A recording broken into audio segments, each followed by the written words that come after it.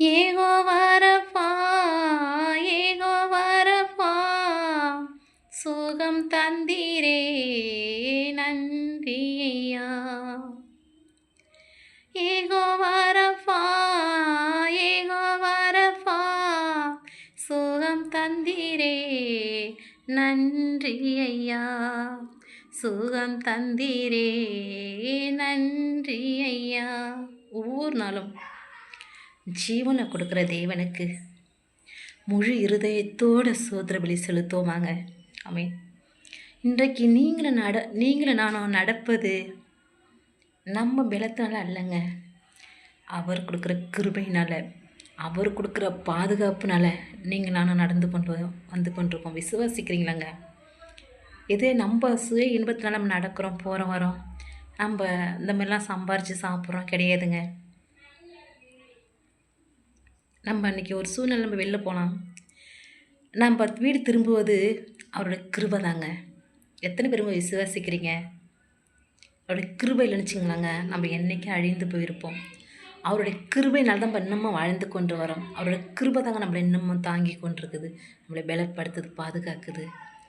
எத்தனை பேர் சொல்லுவாங்க நம்ம போயிட்டு நான் போனால் வந்தா கிடையாதுங்க. நம்ம போகல, கர்த்தர் கிருபை நம்மளை வழி நடத்துது.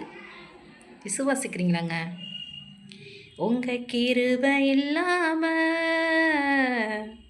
வாழ முடியாதையா, உங்கள் கிருபை இல்லாம வாழ தெரியாதையா. நான் நிற்பதும் உங்கள் கிருபைதான், நான் நினைப்பதும் உங்கள் கிருபைதான், நான் நிற்பதும் நினைப்பதும் உங்கள் கிருபைதானப்பா. நான் நிற்பதும் நினைப்பதும் உங்கள் கிருபைதானப்பா. உங்கள் கிருபை இல்லாம வாழ முடியாதையா, உங்கள் கிருபை இல்லாம வாழ தெரியாதையா.